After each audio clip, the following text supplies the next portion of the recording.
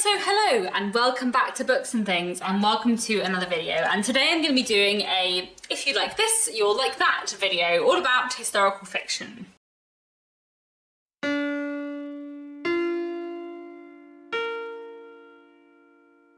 So my idea initially for this video was to take a few very popular works of historical fiction and suggest things that you might like if you like them.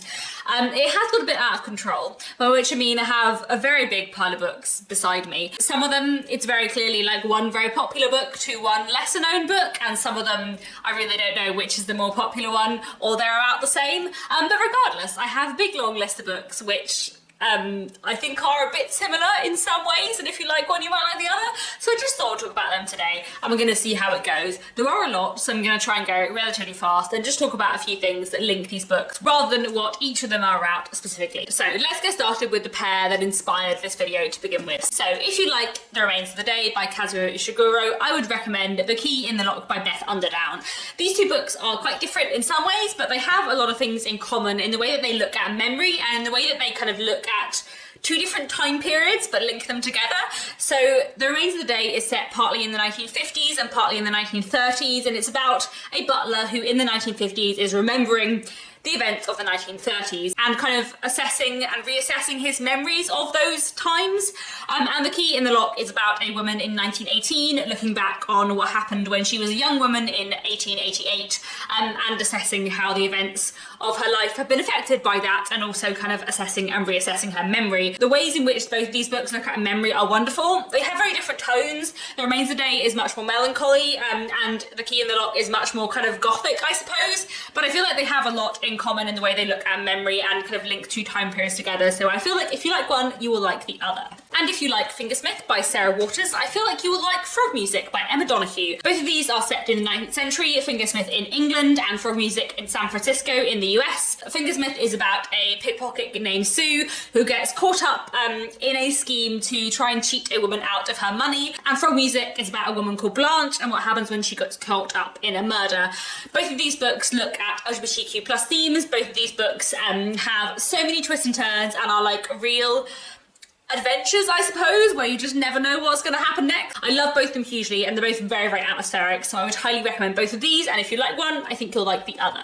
Sticking with Sarah Waters, if you like Tipping the Velvet, I think you might like A Place Called Winter. These books are quite different in tone, but I feel like they have a lot of very similar themes.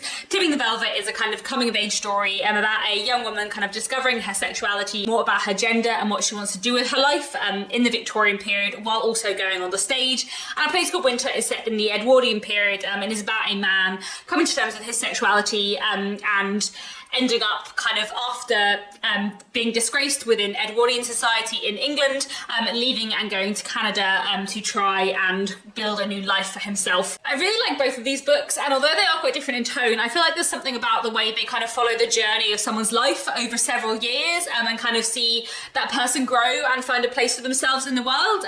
In both cases, someone who is gay and kind of struggling with how that fits in with their society. I feel like that just works so well in both of these books, and I think if you like one, you will like the other. And if you like The Binding by Bridget Collins, I feel like you will really like The Kingdoms by Natasha Pulley. I love both of these books hugely, and both of these books are set in alternative versions of the 19th century and look at memory in a really interesting and fun way, and how memory like affects character and how loss of memory might affect character. They're just both excellent, and I feel like they have a lot in common in the way they play with time and memory. The Binding is set in an alternative version of Victorian England, I suppose, where books have a kind of magical power where people can bind people's memories into books, and if your memory gets put into a book, then you cannot remember it anymore. That is the premise of The Binding. The premise of The Kingdoms is that it is set in an alternative version of 19th century Britain, where the French won the Napoleonic Wars, and we're following a man called Joe who at the very beginning of the book has lost all of his memories.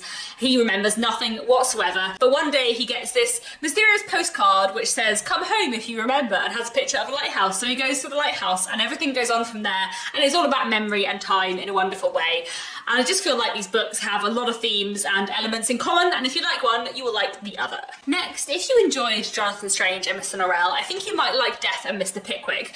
These two books are quite different in many ways, but I also feel like they have a similar feel and a similar kind of like length and desire to get to the centre of everything and to explore every angle of the story, I suppose. So Jonathan Strange and Mr. Norrell is set in an alternative version of the early 19th century where there are magicians, but in this world magicians, they study magic, they don't do magic. No one has done magic for a long time until suddenly two new magicians appear, Jonathan Strange and Mr. Norrell, and then everything goes on from there.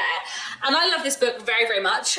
It's long, but it never feels long when you're reading it. It's really thorough and you get to follow all of the different characters. It's very like a 19th century novel in its setup and sensibilities, I suppose. And Death of Mr. Pickwick is also like a 19th century novel in the way that it's set up and the way that it works, and the way that it's, like Jonathan Strange and Mr. Norrell, follows like a lot of tangents and side characters and like has a lot of like individual little mini stories following a character who is only briefly important in like that really wonderful Victorian way. And The Death of Mr. Pickwick is all about the original illustrator of the Pickwick Papers, a real life figure who illustrated the first few parts of the Pickwick Papers and then stopped. And this book is all about his life and everyone surrounding him and kind of the legacy of the Pickwick Papers and this great like conspiracy theory to do with the Pickwick Papers in a really like fun, enjoyable way. And I just feel like both these books are long but in a really fun way, where they sort of like just get to the bottom of like every little side note in a really cool way. So I highly recommend both of these. I feel like if you like the style of one, you will like the style of the other. And I feel like I've said that 1,000 times already and we've still got many books to go. Next, already my pairing is starting to collapse as I have a set of 3 that all go well together, but I feel like one is the kind of child of the other 2 in a way. So if you enjoyed The Mermaid and Mrs. Hancock by Imogen Hermes Gower and The Doll Factory by Elizabeth McNeill, I think you will really love The Gifts. And I feel like if you like any of these books, you would like the other 2, but I really feel like these 2 books combined are kind of the vibes that The Gifts is going for. The Mermaid and Mrs. Hancock by Imogen Hermes Gower is set in the Georgian period, and it's all about what happens when a man suddenly finds in his possession something that is apparently a mermaid, and he is not sure whether or not it is real, but it's all about this mermaid, what happens when he tries to display this mermaid, and how it changes his life, and also how it brings him into contact with a woman from a very different sphere of life to him who he has never met before. And then The Doll Factory is set in the Victorian period, and it's all about a woman called Iris who wants to be a painter, and a man called Silas who is a kind of collector. And The Gifts is about various characters linked together by what happens when, at the beginning of the book, one woman that sprouts wings, and it's all about the kind of rumours of fallen angels and creatures with wings, how this kind of supernatural event is affecting people around them. And there's also one character in The Gifts who I just feel like reminds me a bit of one character in The Doll Factory, or where I feel like they will be interesting to compare to each other. And yeah, I just feel like these 3 books go nicely together, and if you like one of them, you will like the other 2, and especially if you like both of these, then you absolutely must read The Gifts. Next, if you enjoyed The Luminaries by Eleanor Catton, I think you will enjoy Mr. Peacock's Possessions by Lydia Sison. The Luminaries is set in 1860s New Zealand and follows various characters who are linked together by a series of mysterious events that are happening. It is long, but it is incredible, and it looks at the kind of like, I don't know, the very complicated social, cultural, economic thing that is going on in New Zealand at this point in time in a really fantastic way. It's just such a rich, a wonderful book with fantastic characters, and I really, really love it. And I think if you enjoy The Luminaries, you will also enjoy Mr. Peacock's Possessions. Mr. Peacock's Possessions is set in the 1870s in Oceania, and it's about a family of white settlers on an abandoned island, along with 6 Pacific Islanders who are working for them, and what happens when one young boy vanishes and everything begins to fall apart. And it's really about kind of colonialism and toxic masculinity, I would say, but it's a really, really compelling read. And I feel like the way both The Luminaries and Mr. Peacock's Possessions look at like this part of the world is just really, really interesting and really engaging, and I feel like if you like one, you will enjoy the other. Next, if you enjoy The Familiars by Stacey Halls, I think you would like The Wonder by Emma Donoghue, and vice versa.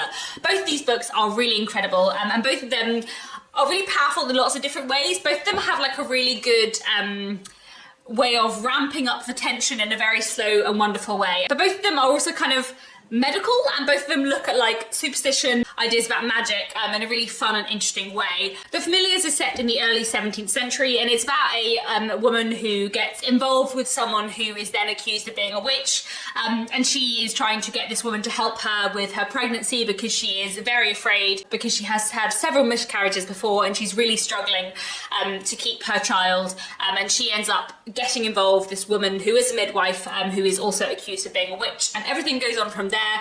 And the one day is about a nurse who is recruited to watch over a little girl who is claiming that she can survive without food through kind of supernatural and kind of spiritual means. I just feel like both these books have a lot of themes in common, as well as a kind of like similar tone and kind of way of creating tension, I suppose. I think if you like one, you'll like the other, and they're both truly incredible books. Then another trio. If you enjoyed Homegoing by Yarjassi, I think you will really enjoy And the Mountains Echoed by Khaled Hosseini, and also I think you will enjoy An Unrestored Woman by Shobha Rao. These two books have a lot in common in terms of their structure, and I think if you like one, you will absolutely love the other, because they're all kind of doing the same thing. So all of them are novels told in the form of interconnected short stories, which tell the story of a country's history, I suppose. So Homegoing is set in Ghana and the USA. In the beginning, we're in the 18th or 19th century, and we have two stories about two sisters, one of whom marries a white slaver and one of whom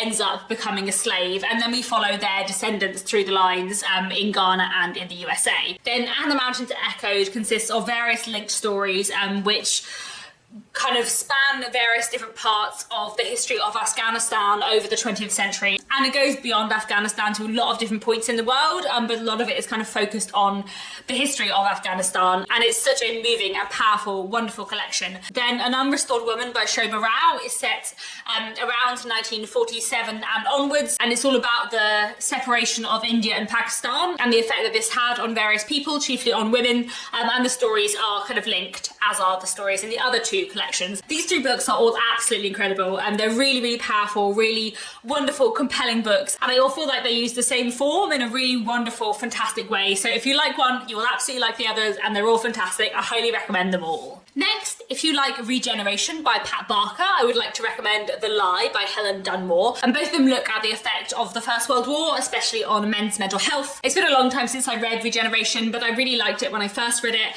and it's set chiefly at a psychiatric hospital during and just after the First World War, I think. And then The Lie is set a few years after the First World War, following a man who has been really struggling since the First World War, especially after the death of his best friend. Both of these books are very powerful, and I feel like they look at similar themes in really wonderful ways, so I'd highly recommend both of them, and if you like one, you will like the other. Then if you like The Confessions of Franny Langton by Sarah Collins, I think you might enjoy The Long Long Afternoon by Inga Vesper. These books are set in very different time periods, but both of them look at sexism and racism and the criminal justice system in really interesting ways. So The Confessions of Franny Langton is set in the 19th century, in the early 19th century in Britain, and we're following a woman called Franny Langton, who is a black woman who is on trial for murdering her white employers, and she tells us the story of her life and what really happened. The Long Long Afternoon is set in 1950s California and follows what happens when a white suburban housewife vanishes, and the novel is told from the perspective partly of her before her disappearance, and also from the maid who works in her house who is black, and the investigator who is a white man, and the maid Ruby and the investigator have to kind of work together in order to find out what really happened to Joyce. Both these books are incredible. I'd highly recommend both of them, and I feel like they have a lot of themes in common, so if you like one, you will like the other. I feel like I've said that so many times in this video. Anyway, another trio of books. If you like The 13th Tale by Diane Setfield, I think you will like The Seven Husbands of Evelyn Hugo, and if you like both of those books, I also think you'll like Fragile Monsters by Catherine Menon. All three of these books are stories within stories, and stories about storytelling in a really wonderful way. So in The 13th Tale, we follow a young biographer who is writing a biography of a famous author who is telling the biographer the story of her life in a rather unreliable way. Then The Seven Husbands of Evelyn Hugo is about a famous film star who is telling the story of her life to a journalist who is going to write it down. And so very similar setup to The 13th Tale. The 13th Tale is very much more gothic, and The Seven Husbands of Evelyn Hugo is very much more glamorous, but I feel like they have a very similar, like, storytelling setup. So if you like one, you'll probably like the other. And if you like both of them, I also think you will like Fragile Monsters, which also has a kind of story within a story and a lot about kind of unreliable narration. In Fragile Monsters, we're following a couple of timelines, and we're following a woman who in the 1980s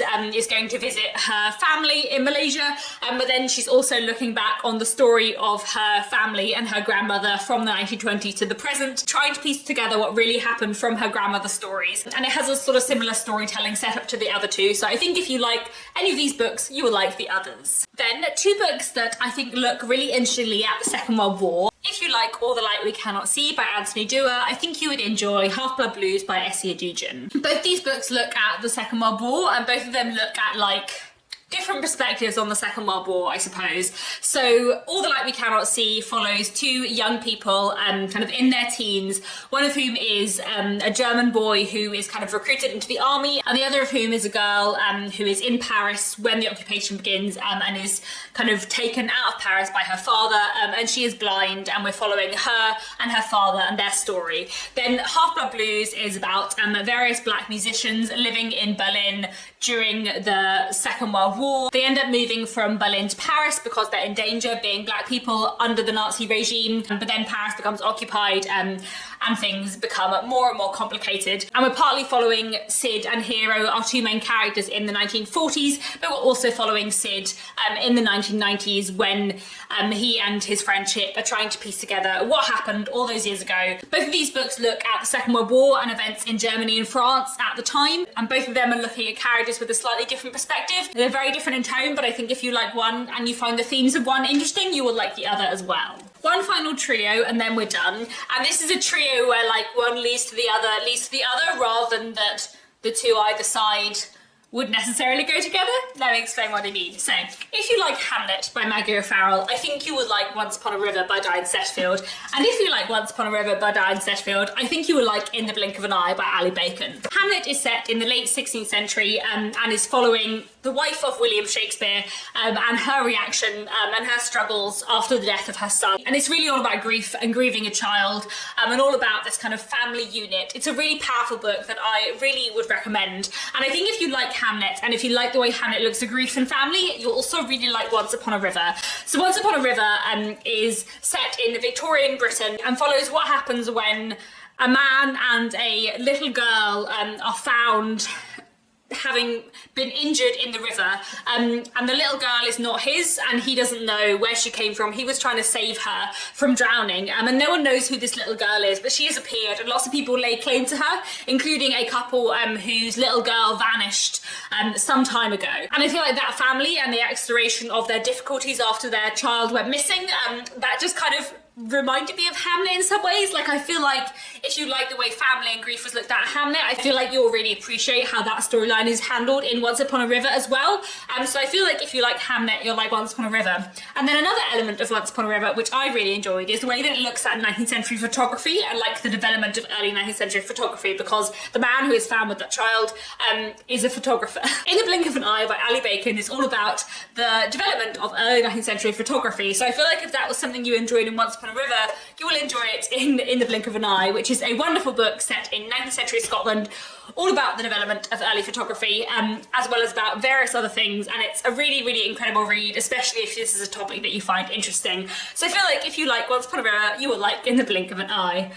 And there we have it. That is a lot of books that you might like if you like some of the other books. I feel like this has been a very long video, so I hope you've enjoyed it. I hope you've got some good recommendations from this list.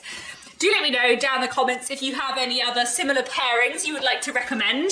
As you can see, I've stripped my shelves really bare behind me. There's so many books to discuss today. Right, that's all for now. Thank you so much for watching. Let me know your thoughts down in the comments, and I'll be back very soon with another bookish video.